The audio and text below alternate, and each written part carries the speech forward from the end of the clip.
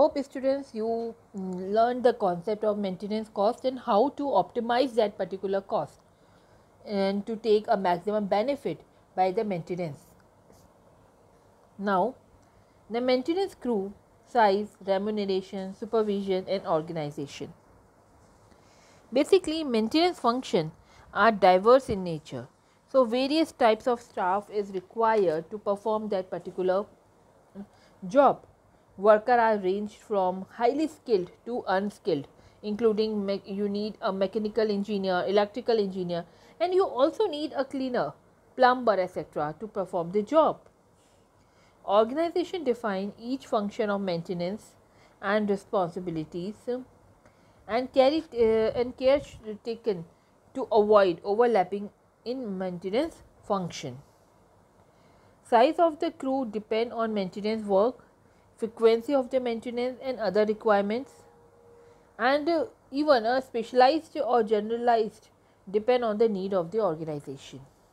Suppose you have a big organization और आप देखते हैं कि आपको बड़े ऑर्गेनाइजेशन है और आपको इलेक्ट्रिशियन की ज़रूरत हमेशा पड़ती रहती है, तो it become very costly for you कि मुझे इलेक्ट्रिशियन जो है बार बार बुलाना पड़ रहा है. ठीक है, तो क्या होता है कि कुछ ऑर्गेनाइजेशंस जो होती हैं बड़ी, जहाँ पर अक्सर इलेक्ट्रिशियन की ज़रूरत पड़ती है, वो अपने इलेक्ट्रिशियन खुद ही हायर कर लेती है. ठीक, तो जो फ्रिक्वेंसी ज़्यादा है तो it is better to hire that particular person. अब ये डिपेंड करता है कि आप स्पेशलाइज को हायर करेंगे या जनरलाइज को हायर करेंगे जो हर टाइप के इलेक्ट्रिक इक्विपमेंट्स को हैंडल कर दे, या सिर्फ एक पर्टिकुलर टाइप की मशीन को ही हैंडल करने में वो स्पेशलाइज हो. It depend on the need of the organisation. और हमें separate crew member maintenance work के लिए रखना ही नहीं रखना है, that is also depend on the volume of your production, the size of the organisation.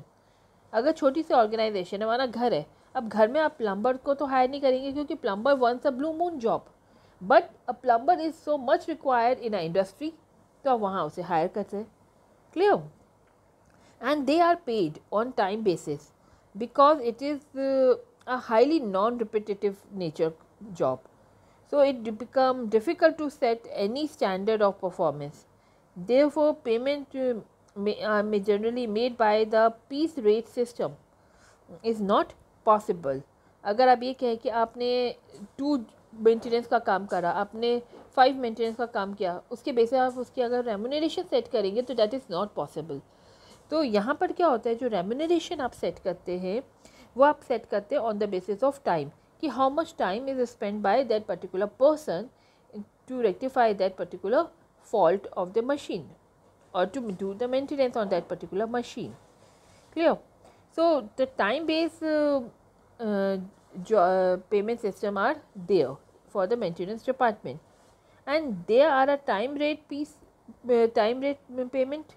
So supervision is also necessary, क्योंकि पता चला टाइम के ज़्यादा बढ़ाने के लिए वो काम ही नहीं कर रहे हैं, बहुत स्लो प्रोसेस में कर रहे हैं. That's why the supervision is so much required. But supervision is not easy because visit are highly scattered. जो मेंटेनेंस डिपार्टमेंट है एक ही जगह बैठ के काम नहीं कर रहा है, जहाँ डिफ़ॉल्ट है उसे वहाँ जाना है, वहाँ जाके उस डिफ़ॉल्ट को करेक्टिफाई कर रहा है. तो it is very highly scattered in nature. So supervision require special type of skill vision to handle the situation. ऐसी कंडीशन में आप कैसे सुपरवाइजर्स को हायर करेंगे जो जो आपके जो है स्पेशल स्किल्स विजन्स रखते हो. ठीक है, तो वो जो है प्रॉपरली चेक कर सकते हैं कि क्या हमारा मेंटेनेंस क्रू काम कर रहा है, सही से काम कर रहा है नहीं कर रहा, क्या एक्चुअल में इतना ही टाइम उस पर्टिकुलर जॉब के लिए होना चाहिए. And it is generally handled by the plant engineer who have a full knowledge of the machine, who have the full knowledge of the maintenance also, the working of that particular department also. So it is very appreciable if we hire a plant engineer as a supervisor for this. Now these are the maintenance performance ratio which help to evaluate the performance of the maintenance department, like waste index, कि आपने कितनी quantity produce करी और कितनी quantity आपकी waste हुई है. Based on that you can estimate the maintenance department job कि वो इफ़िशिएंटली काम कर रहे हैं नहीं कर रहे हैं. इट शुड बी लो, क्योंकि वेस्टेज अगर कम रहेगा तभी हम मानेंगे कि yes your maintenance department work very hard. Then productivity of maintenance, it depend upon the output and maintenance cost, कि भाई मैं जितना खर्च कर रही हूँ मेंटेनेंस कॉस्ट में, क्या मुझे उतना आउटपुट मिल रहा है. And if it is increasing, it means productivity is increasing, and that is a beneficial size. Then maintenance cost index, you can calculate it with the help of maintenance cost divided by your capital cost, how much capital cost is incurred and how much maintenance cost are coming. Then breakdown maintenance index, कितने time के लिए आपकी machine break down रही, क्योंकि because the time break down will lead to the cost. Clear? So these ratios help us to judge the performance of our maintenance department. Now the very important concept, that is total productive maintenance, which is applicable nowadays. The main you can say slogan for total productive maintenance, that is TPM, is it is a zero sum philosophy. It follows a zero sum philosophy, that means zero breakdown, zero accident and zero defects. Total productive maintenance is a maintenance program which involve a newly defined concept for maintaining plant and equipment. The goal is to hold emergency and unscheduled maintenance to a minimum. कि आप अगर आप हर चीज़ planned होके कर रहे हैं तो आपका जो अनशेड्यूल्ड मेंटेनेंस है वो मिनिमम होगा. ठीक है, आपकी इमरजेंसी कंडीशंस भी क्रिएट नहीं होंगी. तो टीपीएम जो है टोटल प्रोडक्टिव मेंटेनेंस आपका उसी को फॉलो कर रहा है. फाइन, वो प्लान मेंटेनेंस कर रहा है. हर चीज़ पहले से प्री प्लान्ड है, मेंटेन कर रखी है ताकि आपकी ब्रेकडाउन वाली कंडीशन क्रिएट ही ना हो. And it is also under a cost. Okay, the main objective of TPM is to avoid wastage in a quickly changing economic environment, producing goods without reducing product quality. It also helpful in reducing cost. It also help in the produce a low batch quantity at the earliest possible time, and it also lead to goods sent to a customer must be non-defective. जो भी goods जा रहा है customer पे non defective जा रहा है, high quality का जा रहा है, which is ever mention. Then it also helpful कि आपका अगर लो बैच क्वांटिटी तो जल्द से जल्द आप बना के दे सके. ओके, तो it is a zero sum philosophy, zero break down, zero accident, zero defect. तो TPM इज़ innovative Japanese concept.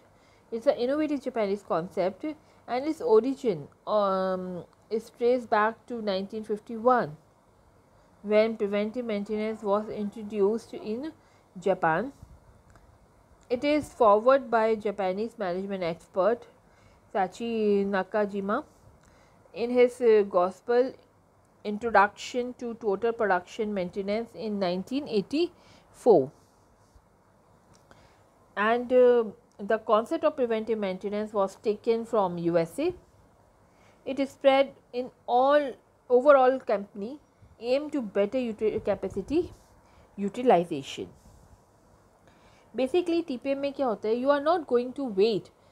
मतलब जैसे माना आप शॉप फ्लोर में काम कर रहे हैं, ठीक है, अब आपकी शिफ्ट ख़त्म हो रही है तो आपने कहा कि भाई दूसरी शिफ्ट वाला आएगा वो अपने आप ही साफ़ सफाई कर लेगा, काम करेगा. नो, आपकी शिफ्ट ख़त्म हो रही है, आप उसको वर्किंग कंडीशन में रखेंगे.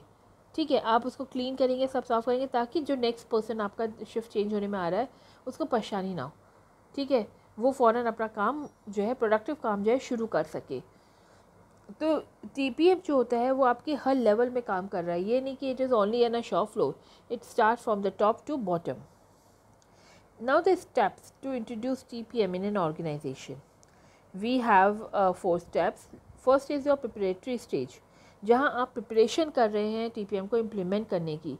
First of all you have to make a announcement by the management to all about TPM that is going to introduce in organisation. आपको पहले उसका प्रोपेगेंडा करना है, एजुकेशन देनी है TPM की, how to implement it. Then you have to setting up a TPM and departmental committees. Then establish a TPM working system and targets, कि कितने टारगेट्स आपको अचीव करने हैं, क्या वर्किंग सिस्टम रहेगा. It will simplify the maintenance job. Then master plan for institutionalizing are made, कि किस तरीके से मेंटेनेंस होगा, उसका पूरा प्रॉपर मेंटेनेंस प्लान आप बनाते हैं. देन इंट्रोडक्शन स्टेज, जहाँ आप लोगों को इंट्रोड्यूस कर रहे हैं. प्रिपरेटरी स्टेज में तो आपने पूरा प्लान बना लिया, लेआउट बना लिया, how maintenance will be done, when, schedule, routing, everything. Then introductory stage, जहाँ आप इंट्रोड्यूस कर रहे हैं, क्योंकि आपको मेंटेनेंस इंट्रोड्यूस भी करनी है कि कैसे आप उसे इम्प्लीमेंट करेंगे, तभी सब लोगों को मालूम चलेगा. आपने कहा कि अगर इस पर्टिकुलर मशीन से हल्की आवाज़ आए तो जस्ट चेक एंड सी कि स्क्रू ढीला तो नहीं है, तो आपको ये सबसे समझानी है. ठीक है, तो इंट्रोडक्टरी स्टेज आई. Then it going to really implement, आपने अब उसे इम्प्लीमेंट किया. देन इंस्टीट्यूशनलाइजिंग द स्टेज, ठीक है, आपने इम्प्लीमेंट किया, अब लोग उसके हैबिचुअल हो गए, ये इंस्टीट्यूशनलाइज हो गया. तो पूरे इंस्टीट्यूशन में ये हो गया कि अब जो भी वर्क आप कर रहे हैं वो पूरा मेंटेनेंस टीपीएम को फॉलो करते हुए कर रहे हैं. So the productivity will increase. Clear? Now these are the pillar these are certain pillars for implementing TPM, like 5S. 5S means sort out. These are the Japanese words, your Siri, Seton, Siso, Sikitu. Okay, like you have to sort out everything. Her cheese clean and clear होनी चाहिए, organise होनी चाहिए. आपको मालूम है tool box कहाँ रखा है. अब थर्ड पार्टी को अगर टूल बॉक्स की ज़रूरत है, दूसरे बंदे को ज़रूरत है, तो वो जाएगा वहीं से उठाएगा, वहीं पे यूज़ करेगा, वहीं रख देगा. तो हर चीज़ सिस्टमैटिक है तो मेंटेनेंस इफेक्टिव होगी, प्रोडक्टिविटी इंक्रीज़ होगी. Shine the work place means आपने क्लीन हमेशा रख रहे हैं, ये नहीं कि शैबी सा रख रहे हैं ताकि मिट्टी बैठ रही, धूप बैठ रही है, इसकी लाइफ कम हो रही. No. Then standardisation, you are following a standard method for doing the job. ये नहीं ट्रायल एंड एरर चल रहा है, क्योंकि स्टैंडर्डाइज मेथड है, सब एक ही तरीके से अगर काम करेंगे तो आपके ब्रेक डाउन होने के चांसेस कम हो जाते हैं. Then self discipline, you should be self disciplined, क्योंकि जब आप सेल्फ डिसिप्लिन रहेंगे, आप हर चीज़ क्लीन कर रहे हैं, हर चीज़ सही से सिस्टमेटिक वे में कर रहे हैं, तो मशीन ब्रेक डाउन होने के चांसेस कम हो जाते हैं और मेंटेनेंस भी अच्छी रहती है. ठीक है.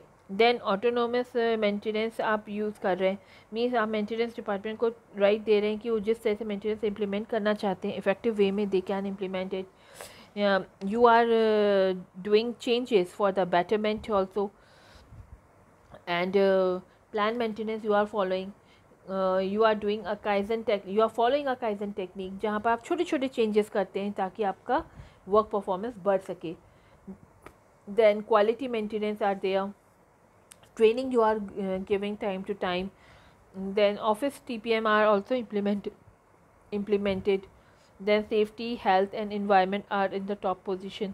आप इसको भी मेंटेन कर रहे हैं. तो जब आप ये सारी चीज़ें फॉलो करेंगे तो आपकी पूरी ऑर्गेनाइजेशन में TPM टोटल प्रोडक्टिव मेंटेनेंस आप इम्प्लीमेंट कर पाएंगे. And it is very effective nowadays, and almost every organization are using TPM. They follow the concept of TPM. Okay, now see this framework. If you want to implement TPM, you have to do autonomous maintenance. means आपके पास right होना चाहिए maintenance department के पास उस job को करने के लिए. Then plan maintenance, आप पहले से प्री प्लान करके जब चलेंगे तो आपका प्रोडक्टिव टाइम जो होगा मशीन का वो आप इंक्रीज़ कर सकते हैं. क्वालिटी मेंटेनेंस है, आप मेंटेनेंस अच्छे से कर रहे हैं, प्रॉपरली कर रहे हैं, तो आपको बार बार ब्रेक डाउन नहीं हो रहा है. ठीक है. फोकस्ड है इम्प्रूवमेंट में कि कैसे हम इम्प्रूव करें परफॉर्मेंस को अपनी मशीन्स की, सबकी. अर्ली इक्विपमेंट मैनेजमेंट आप कर रहे हैं, पहले से आप इक्विपमेंट को अगर मैनेज करके चलेंगे तो you can increase the life of the machines and equipment. Training आप दे रहे हैं, सेफ्टी एंड हेल्थ एनवायरनमेंट आपका क्रिएट हो रहा है. ठीक है. TPM in administration is also using, जो आपका ऑफिस जॉब होता है वहाँ पर भी आपका प्रॉपरली आप TPM को फॉलो कर रहे हैं. क्लियर. तो this is all about TPM. Means आप सिर्फ प्रोडक्शन डिपार्टमेंट तक ही फोकस नहीं है, you are your scope of maintenance is wider, and it is also include the service class office job also. Clear. So this is all about a maintenance. Hope you understand the concept. In next class, students, we are going to discuss a demand forecasting. Thank you for the day.